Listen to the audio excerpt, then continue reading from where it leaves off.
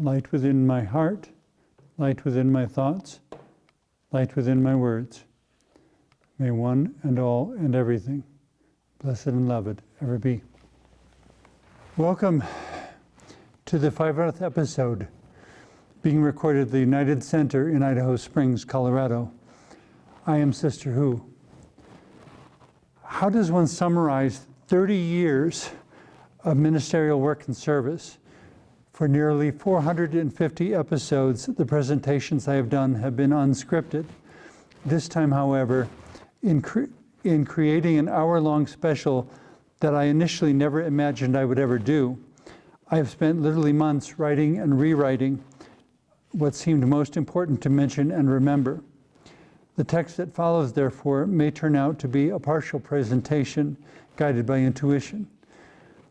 Of special note is that there was a very substantial concern on December 31st, 1994, that no more shows would ever be recorded. Episode 53, recorded that and the previous day, subtitled The Final Episode, was an unprecedented hour-long interview with myself in and out of ritual garb. The administration of the time was so adversarial and discouraging, in spite of my being the only producer in that organization's history to produce 4 complete half-hour shows within a single 4-hour block of studio time, which I actually did on 3 occasions. Regardless, at the time that episode 53 was recorded, production was also a year ahead of schedule, and whenever not in active production during subsequent years, episodes have continued to be recablecast again and again. Nonetheless, active production resumed in November of 1997 in Billings, Montana, under an administration positively thrilled to have someone with imagination and vision using their somewhat limited facilities, which is when recording without a script became the norm. After 30 to 40 new episodes, active production returned to the earlier administration in Denver, Colorado, but was stalled after a couple dozen or so new episodes by adversity and discouragement, even worse than what had previously occurred. At that point, I was finally able to purchase a basic but adequate camera and began creating new episodes within any space available.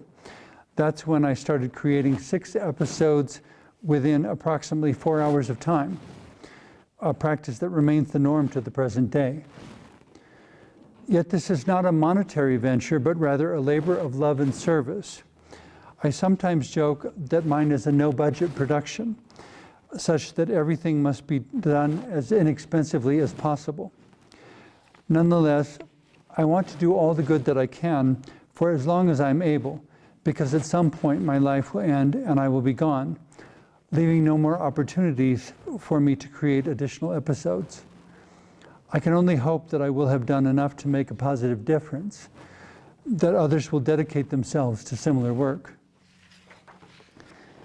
Yet I do not do this ministerial work to draw attention to myself. In truth, I am often besieged by doubts. That is why I began printing and framing positive responses from viewers to remind myself of why I persist in what I do. These are only a portion of the responses I have received, but I pass them in my stairwell several times each day, reminding me of why I persist. I do not display them here in any expression of pride, but rather so that those people may be present with me during this recording through the presence of their words, as if there were as many as 70 other people standing with me on this stage, encouraging me to keep going, especially during those times when I feel inadequate. I was never designed nor equipped to fit in, nor in any way to be normal. Being born both gay and autistic within a conservative Midwestern agrarian environment was an incredibly bad combination, which perhaps explains why I have been estranged from all biological relations for more than 30 years. The best explanation I read shortly after being diagnosed with autism is that it is as if the brain has been wired backwards so that details are perceived before generalities and everything is hyper-focused. often creating an overwhelming influx of perception for the brain to process.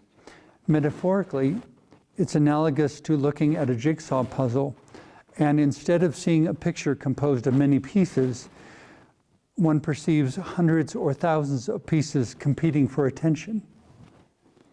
In response to an occasion that I was challenged to describe myself in relation to people who had completely rejected and devalued me, a lyrical response composed within the days that followed seeks to raise the basic forms of such relationships to a new and genuinely empowering level. As with other songs of particular inspiration, the words remain unchanged since original composition, suggesting that my life may be more defined by what is beyond my understanding than by what is within it. I rise in the morning and see the new day, stumbling along an uncertain way, wanting to find in each moment I see that which is real and the one who is me. My father is wisdom, my mother is love, within and without, below and above, the earth and the sky, the hawk and the dove. My father is wisdom, my mother is love. I run through the fields in the warm noontime sun, a race to my finish already begun, pretending my arms are wings that can soar to still higher places where I can learn more. My father is wisdom, my mother is love, within and without, below and above, the earth and the sky, the hawk and the dove. My father is wisdom, my mother is love. In the evening I listen at my father's knee, I attend to my mother's beckoning plea. I speak from my heart with my voice very loud, that what I want most is to make them both proud. My father is wisdom, my mother is love, within and without, below and above, the earth and the sky, the hawk and the dove.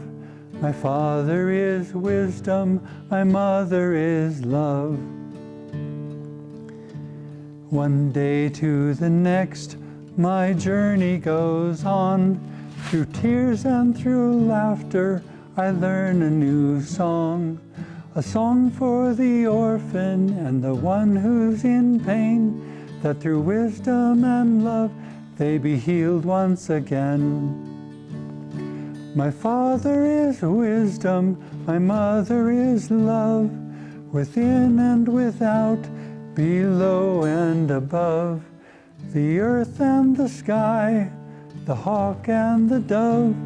My father is wisdom, my mother is love. My father is wisdom, my mother is love. That I did not know what gay was until my late 20s and was not diagnosed with autism until the age of 50 only complicated the challenge I faced. Specifically because of my then undiagnosed autism, however, I oriented to details and developed a strong sense of individuality very early in life, which made living within a neurotypical world obsessed with generalities and categorization quite difficult. A psychologist once directly asked, "Why are you still alive?" I think my response was some form of, "I don't know, perhaps I'm too stubborn to quit." Being consistently proactive and self-motivated may be the reason I have accomplished as much as I have.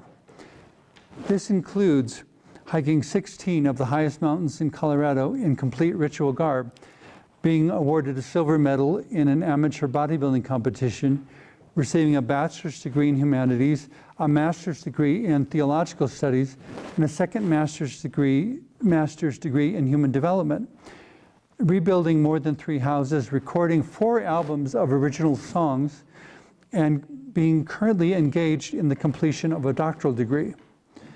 With the help of the same brilliant sound engineer who facilitated the first 4 albums and is willing to briefly come out of retirement, a 5th album of original songs is currently in development. I'm still uncertain, however, whether any of that makes me special. I simply did some of what available opportunities and resources would allow.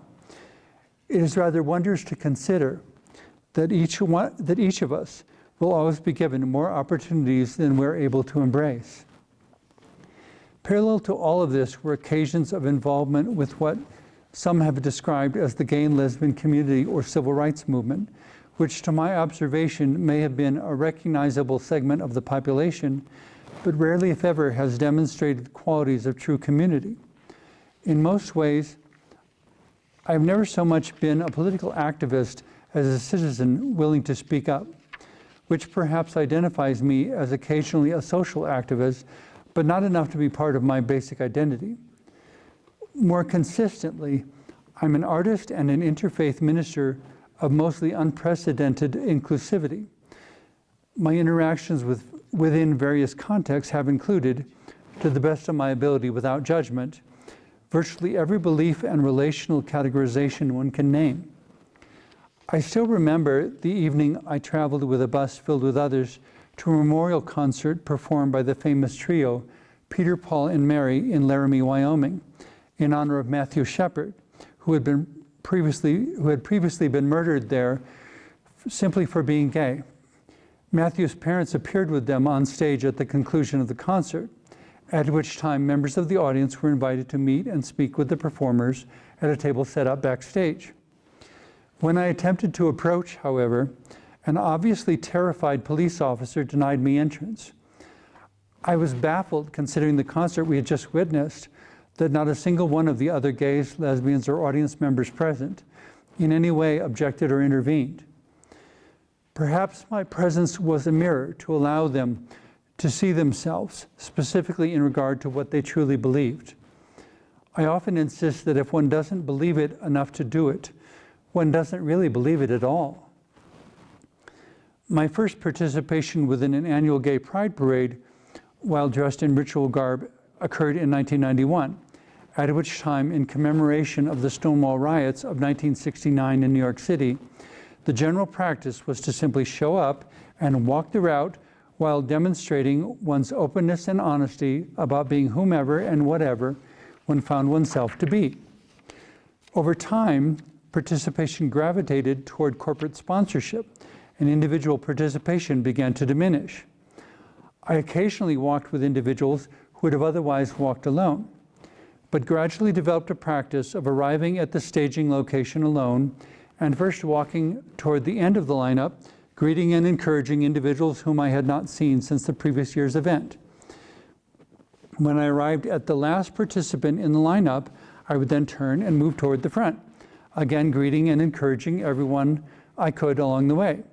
Since I tended to walk more quickly, I would pass each group and ultimately arrive at the state capitol building fairly close to the very beginning of the parade. One particular year, I attempted to pass a Pentecostal church group just as it left the park where a lineup for the parade had occurred. Unfortunately, a significant portion of the membership was not only present, but also dancing to their very upbeat music in a way that formed a virtual wall across the street. I decided I would dance along with them until the next intersection, then duck around the end of the human wall and move further ahead. After all, we were all aligned with the gay, lesbian, bisexual, transgender population in specifically spiritual ways anyway. After about only 20 feet of forward movement, however, the music abruptly stopped.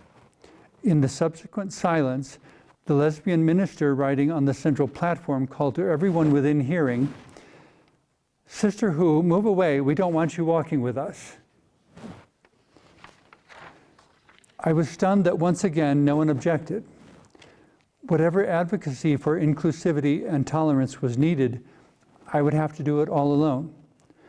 I walked to the wall of congregants, stopped, and asked the person in front of me, "May I be allowed to pass?" Like the biblical parting of the Red Sea, the person stepped aside, I stepped through, and nothing more was said, even when I later passed within 10 feet of the same minister during the subsequent Pride Fest event. On another occasion, I was told that I wasn't gay enough because I had never performed within a gay or lesbian bar. I simply shrugged and said that I've never been requested to do so because I'm a minister and a teacher rather than an entertainer or a performance artist. Several years later, again complaining to the organizers of how economically exclusive annual events oriented to gay and lesbian pride had become, I was informed by an email, which is now part of the archive of Sister Who within the Denver Public Library Western History Department, that Sister Who was no longer welcome at these events. I recall the time-worn witticism that those who do not know the mistakes of the past are condemned to repeat them. I've often been guided by a verse attributed to Pastor Martin Niemöller, a World War II Holocaust survivor, which identifies numerous groups, each time remarking that because he wasn't one of them, he said nothing, before concluding, "When at last they came for me, there was no one left to speak up." For this reason, I had earlier made a point of participating within the 1993 March on Washington, D.C. for LGBT civil rights, but both from this as well as from participation in several incidences of the Gay Games and the World Out Games, I retain a belief that there are as many ways to be gay, lesbian, bisexual, transgender, or straight as there are people associated with such categorizations. It was with these values in mind that I participated in numerous Martin Luther King parades and also traveled to Washington, D.C. at my own expense in 2003 to participate within an anti-war demonstration that included a large number of Muslims. I may have been the least expected person there. In an attempt to give a voice of empathy to a friend experiencing specifically a transgender transition, who later tragically committed suicide, I composed a song reflecting that perspective and gave her the experience of being the first person to perform the song publicly. Specifically because that concert was recorded, she was therefore able to sing at her own memorial service, facilitated by myself. Dedicated to Lillian Grace Marlowe, I would like to share that with you now. For so very long I remember my reflection wasn't me, but a different form and a different norm, something I was supposed to be.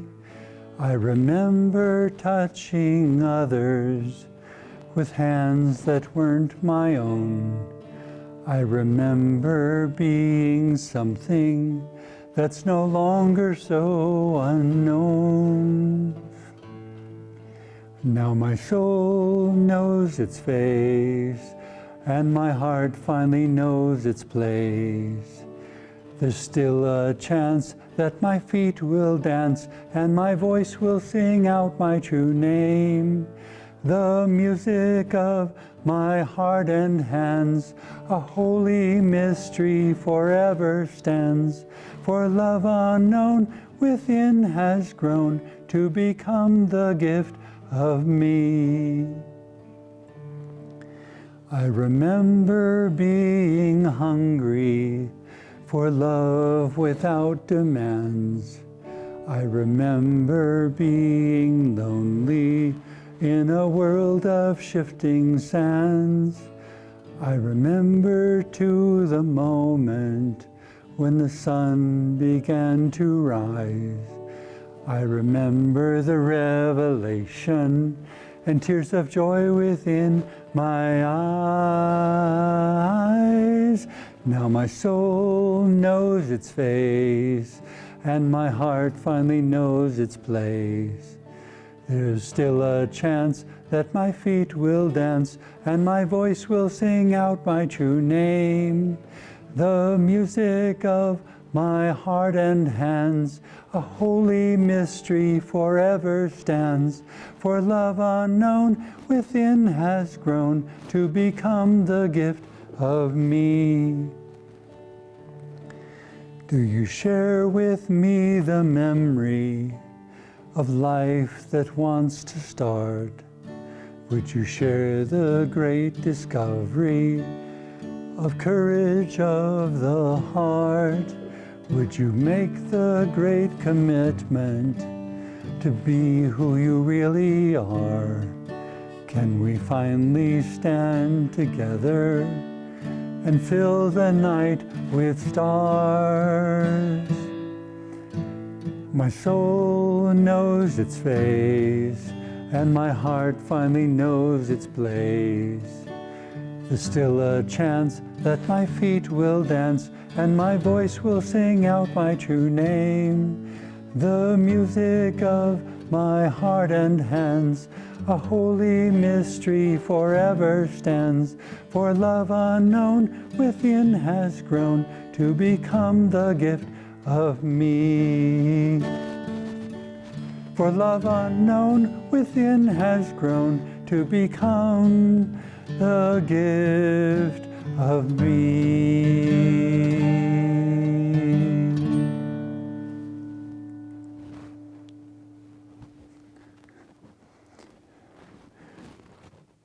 The first time I volunteered to assist with an annual AIDS-related fundraiser, I was told not to come because it would somehow distract from the primary message of the event, as if persons such as myself were unconcerned with the AIDS epidemic, which actually, after more than 40 years, has never ended and now includes a cumulative death toll of over 32 million.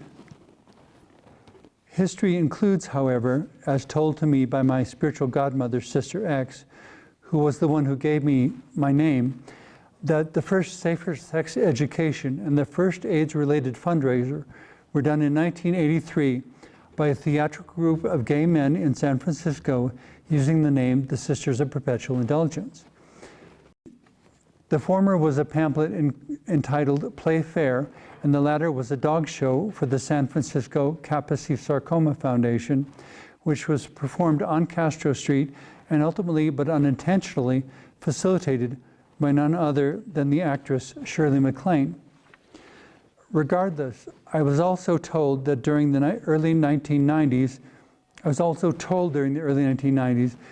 to never appear at a large metropolitan monthly meeting of parents and friends of lesbians and gays, but was later invited to be the monthly speaker at the meeting of a chapter in a smaller town, after which the organizers were so impressed that they said they would find opportunities for me to speak at other chapters.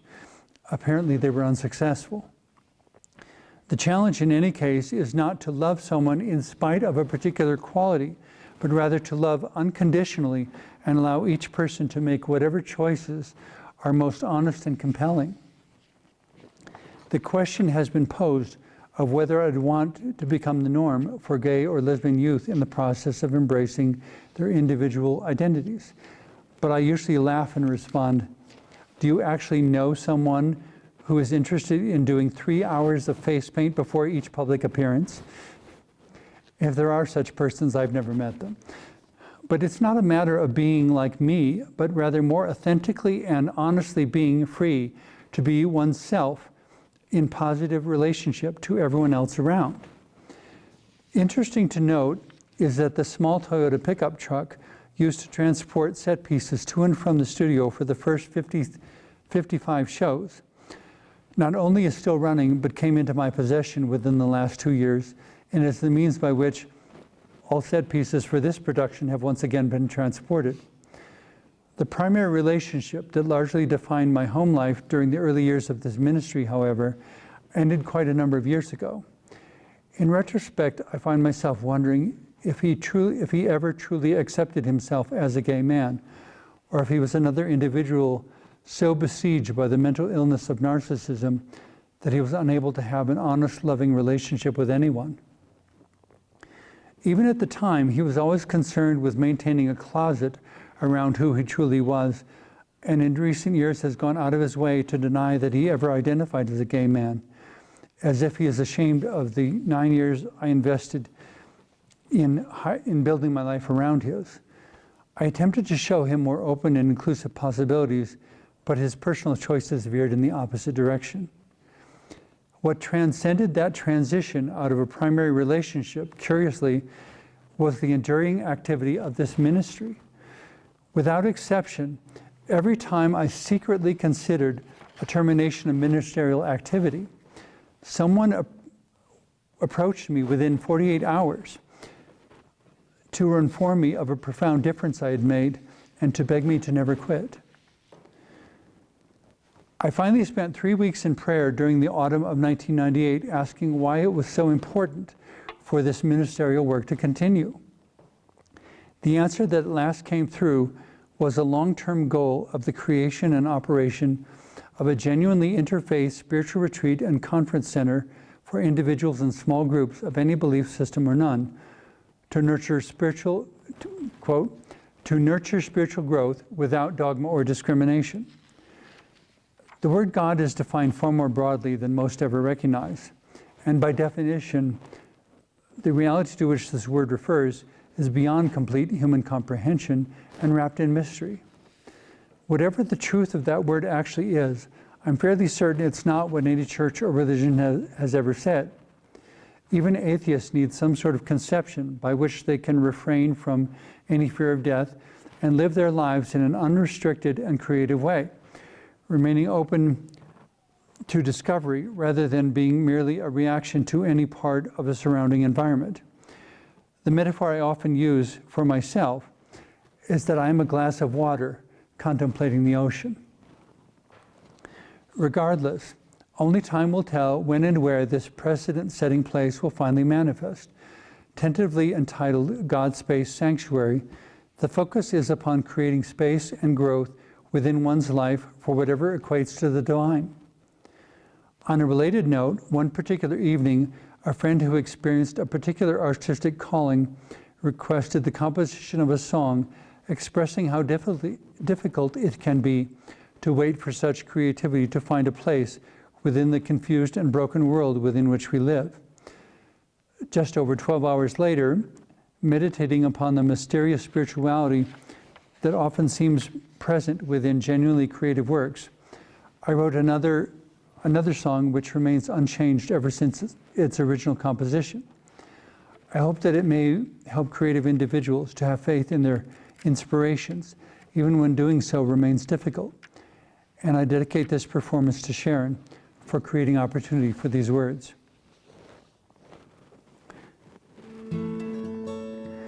As I walked into the room, he stared down at the floor.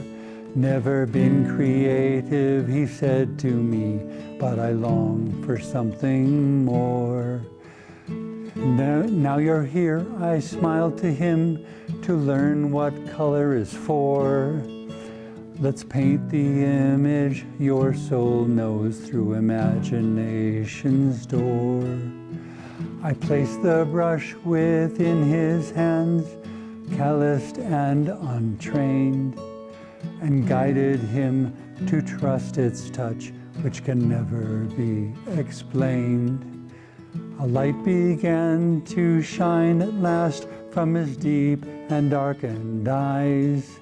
And then I woke within my bed to once again realize the dream I have has yet to find its perfect time and place. Yet by the holiness and love it holds, I know I'll see its face as the one you've chosen to bestow within this very troubled time. I'll do my best to serve, dear God, this healing touch of thine. The towers round the worship space and the open frame above, people gather within to learn to pray in peace and love. Each as different as can be in what they call divine, yet each one needing something more to at last step across the line. I take their hands and smile again as our steps begin to dance. I help them find the confidence to finally take a chance.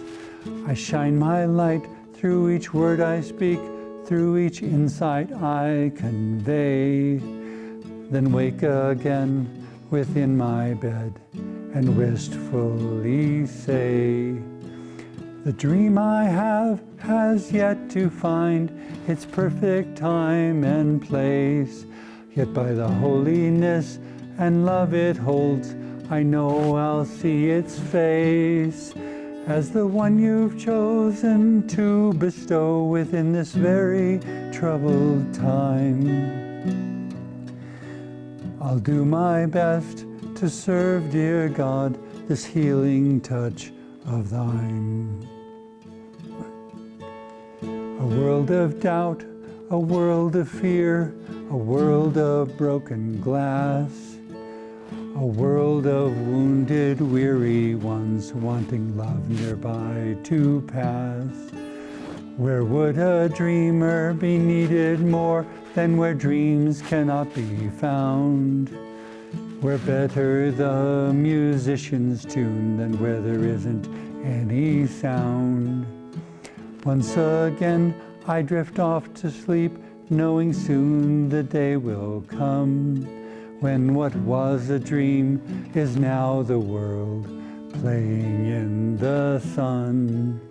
Yet if for now it must be a dream, it's a dream that I will hold until that morning bright and clear when such beauty will unfold.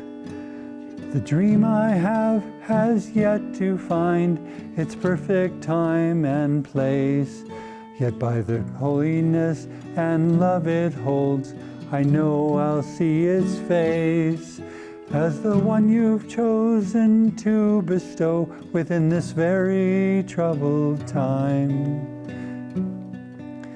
I'll do my best to serve, dear God, this healing touch of thine.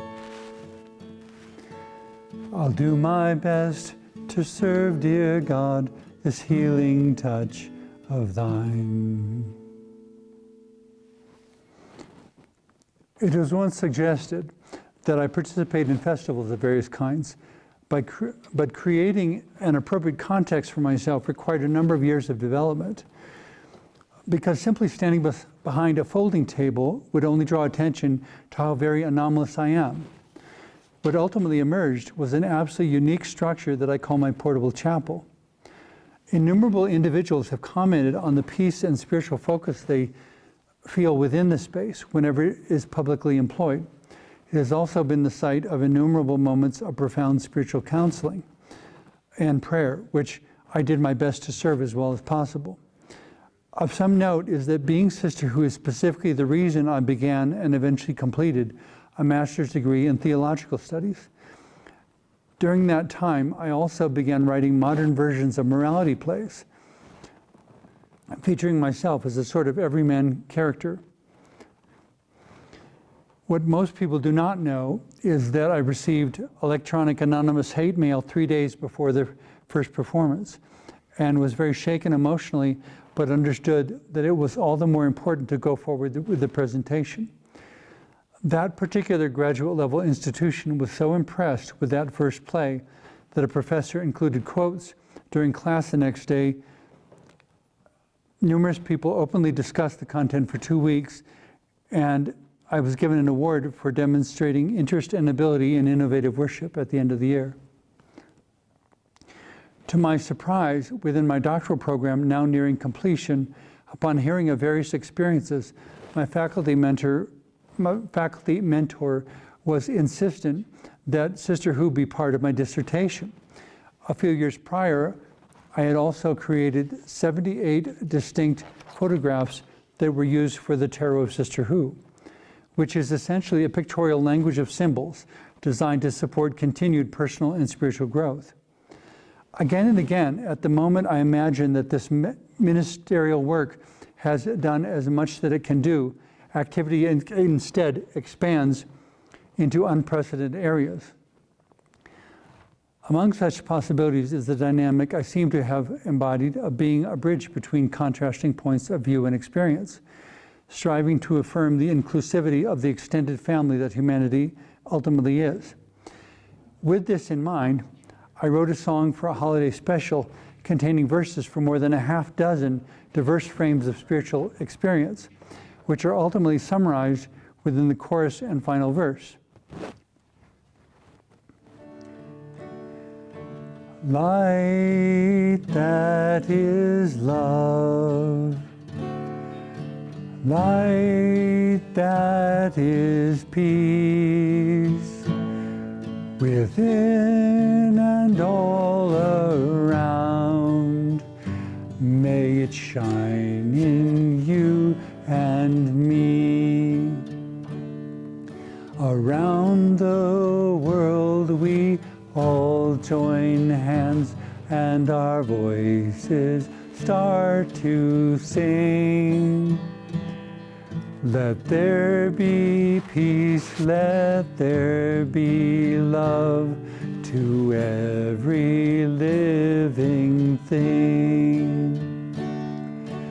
Light that is love, light that is peace, within and all around, may it shine in you and me.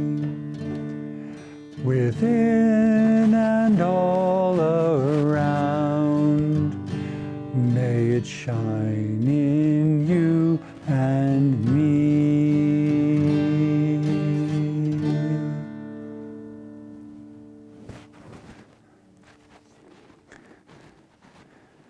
An additional area of activity since 2005 is that I create an inspirational calendar each year featuring photos and quotes of Sister who is an example of the archetypal sacred clown. The idea is to provide a caption and a photo that one can ponder for an entire month and still find inspiration and insight from the first day until the last. Consequently, there have been dozens upon dozens of photo shoots within diverse locations until the resulting photos now number 238.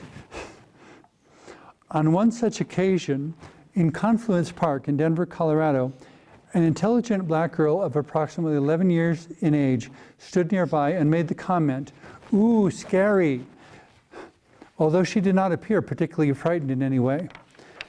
"Which part seems most scary?" I asked. "The purple on your face," she responded, whereafter I spent about 3 minutes reciting every symbolism that came to mind of the color purple and the specific placement of that face paint. She was silent, apparently thinking carefully about everything I just said.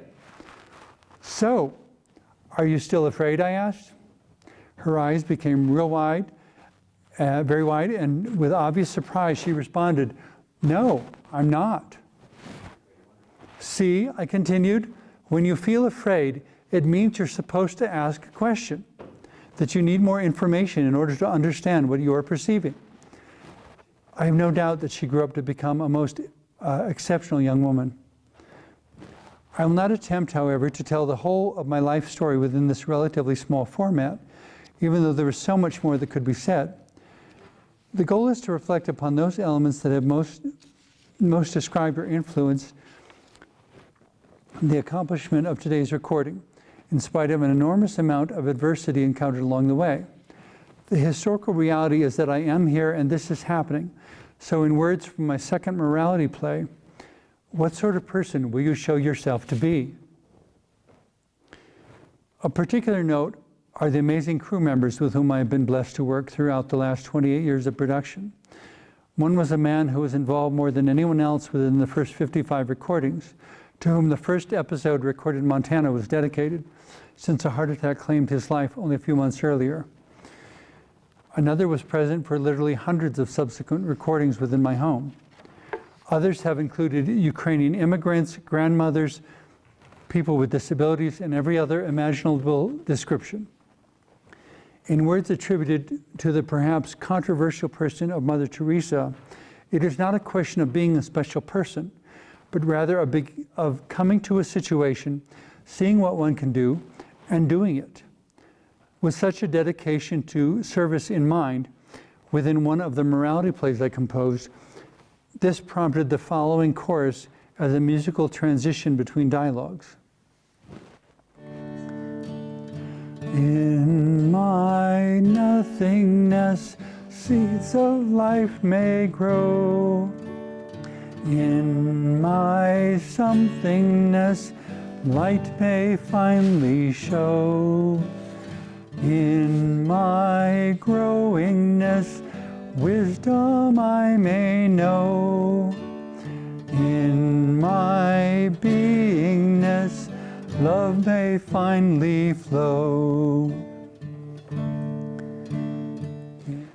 Specifically because public access television requires collaboration without judgment, I still remember the day when a man assisted with my production as a camera operator before requesting that I operate the control room for subsequent recording he wished to make. So while still dressed in ritual garb, I moved switches and sliders for recording promoting the John Birch Society.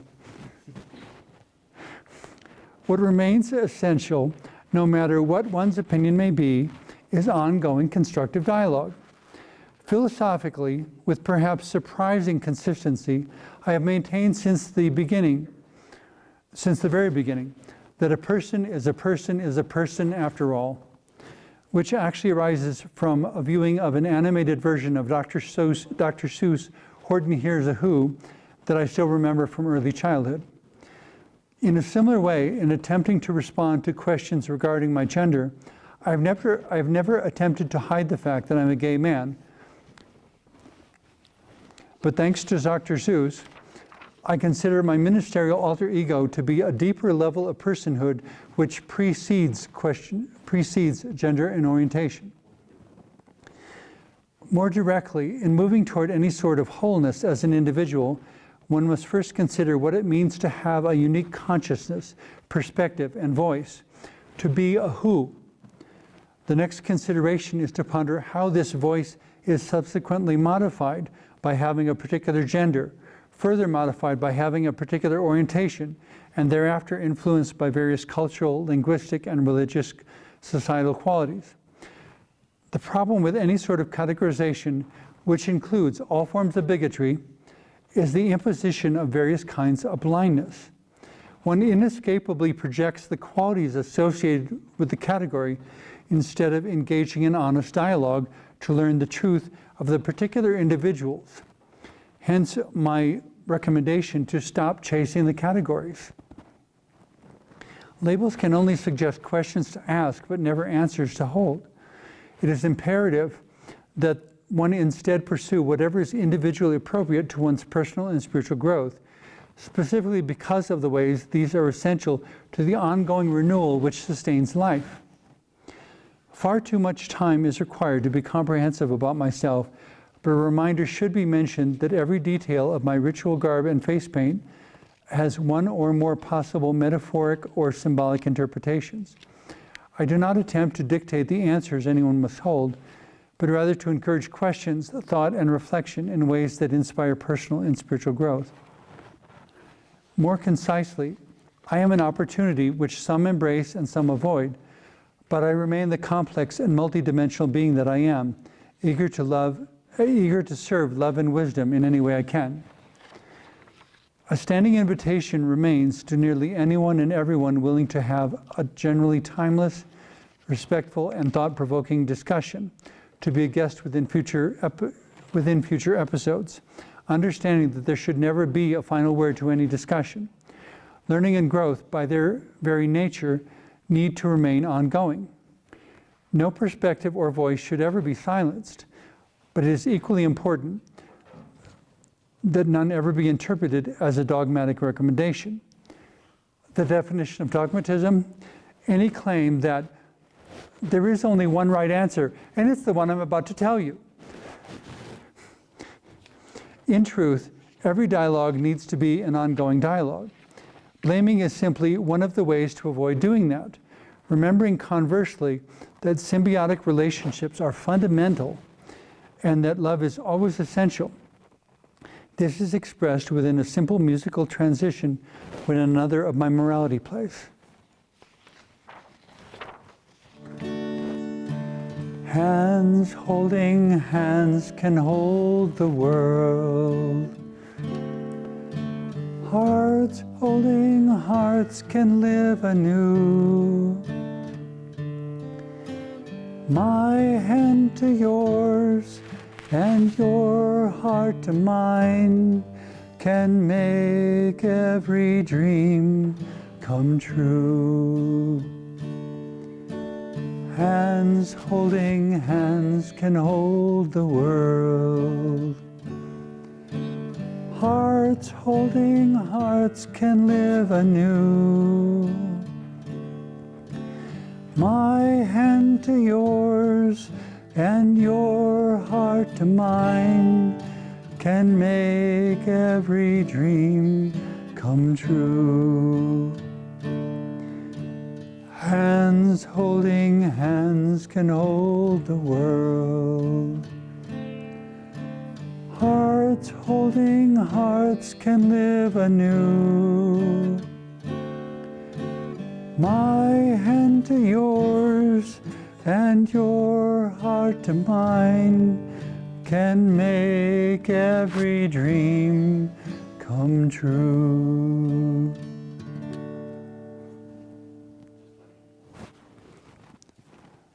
Associating with numerous academics within my graduate level studies, most of whom claim to be concerned about social justice issues, I noticed there is no such issue that is not in some way related to economic disparity, yet activities addressing this incongruity seem minimal at best. This doesn't mean that the task is hopeless, but rather that opposing economic disparity is a challenge that is ongoing, present, and applicable to every citizen. Taken one step further, in the words of Thomas Jefferson, when oppression becomes law, resistance becomes duty. Basic love and decency demand this. Narcissism, the negation of relationship, is a mental illness that is adversarial to any sort of relationship. We live within an age characterized by, among other things, economic obsession. If this were focused upon anything else, it would also be immediately regarded as a mental illness. For questionable reasons, any obsession with money is often not only excused, but also enabled. To my observation, however, with amazing consistency and no exceptions, when money becomes the measure, relationships always suffer. Conversely, but in a similar way, the quote has often been repeated, that power corrupts and absolute power corrupts absolutely. In contemplating this deeply, however, I finally recognized that there is only one exception: love. Love is the power that brings all other powers into harmony. If love does not go first, however, the quote remains true. Another aspect of 3 decades of this unconventional ministry is the way the context has changed. The first ever appearance in ritual garb occurred on June 2nd, 1991 in Paris, France. But when I envisioned returning to the site of original manifestation 20 years later in 2011, I was unable to find sufficient French collaboration to accomplish this. Apparently that wasn't meant to be, but on a similar note, sufficient collaboration to celebrate the occasion was also conspicuously absent within the US. An accusation could be made that I haven't created as much of a positive impact as I hoped, but responses from literally around the world suggest otherwise. In fact, since the time an internet YouTube channel was created 12 years ago, I have now received viewer responses from 5 of the world's 7 continents, and am in the process of translating episodes of Sister Who Presents into German, and Spanish, thanks to both requests from viewers and volunteer assistance. The count of subscribers to my YouTube channel at this point is over 3,500. I even still remember the day I hiked to the summit of Quandary Peak, somewhere above 14,000 feet in elevation in central Colorado, and met a woman coming down the trail who asked, "Aren't you the one I've seen on television?" I smiled and responded, "Why, yes, however did you find me?" On another occasion, while doing a photo shoot for my inspirational calendar, specifically for a photo to be taken at a major ski resort, I was crossing a plaza area to tell the public relations representative that I had arrived. The only other person who happened to be in the plaza at that moment suddenly exclaimed, "Oh my God, it's you." I hadn't heard her words, but I was distracted and turned in her direction, at which point she simply asked, "Can I have a hug?" "Of course, no problem."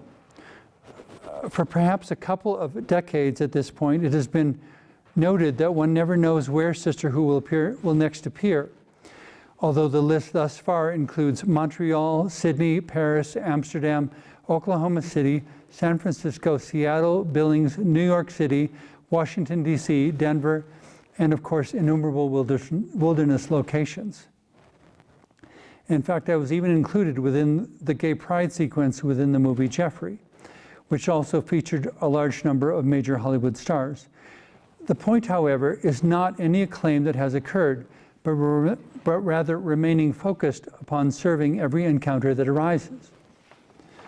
So the work goes on, regardless of whether or not it is in any way financially self-supporting. In spite of whatever abilities I may have in areas of creativity and spirituality, the contrasting areas of bookkeeping, bureaucracy, and business management are areas in which I must depend upon others, although I seem to do fairly well at spending extremely little on set design and construction.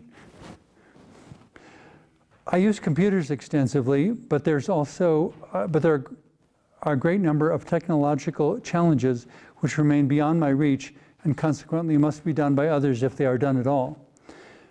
My part is to persist in being whatever embodiment of wisdom and love I'm able to be, and therefore bring a sort of divine presence to every circumstance and situation I experience. Considering the diversity of humanity's cultures, languages, and perspectives, inclusivity is everyone's job. To respond effectively to life's spectrum of challenges, we require more than the wisdom, understanding, and ability that any single individual possesses. We have to work together. Whether typical or anomalous, every example is important. Individuals, groups, and the whole of creation. Empowering each with as much love and wisdom as possible is at the heart of every recommendable philosophical and spiritual conception. Translating the central commitment to kindness across what could otherwise become linguistic or cultural barriers is central to the, thus far, 3 decades of service I've offered. So in conclusion, I would like to extend to each of you, in 4 languages, the blessing of Sister Who, and earnestly hope that your personal understanding of these words will continue to grow.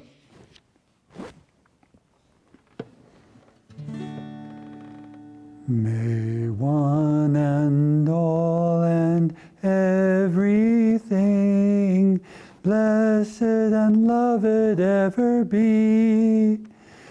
May one and all and everything blessed and loved ever be. Möge jeder Einzelne und jeder Mann und alles geliebt und gesegnet immer sein. Möge jeder Einzelne und jeder Mann und alles geliebt und gesegnet immer sein.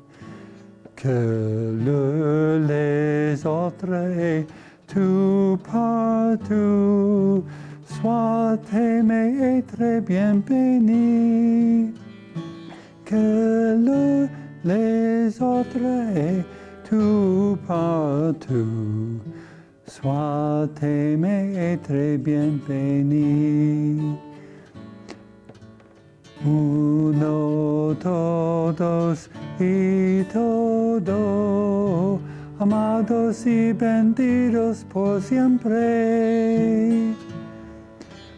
Uno, todos y todo, amados y benditos por siempre.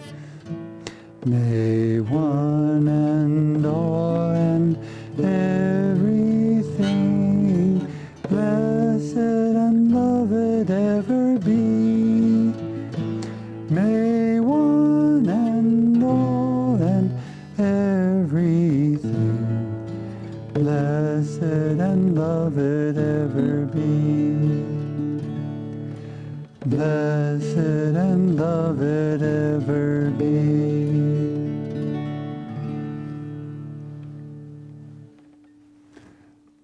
Thank you very much for watching.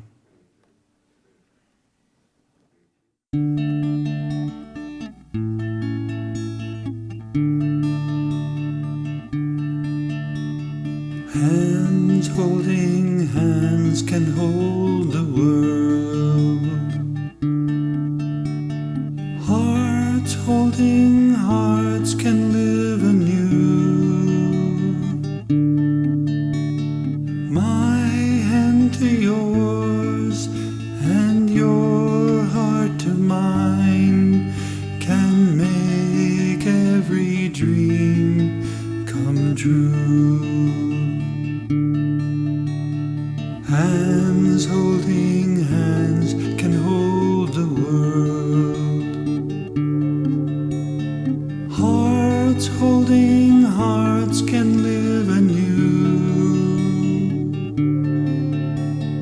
My hand to yours and your heart to mine can make every dream come true. Hands holding hands can hold the world. Hearts holding hearts can live anew. My hand to yours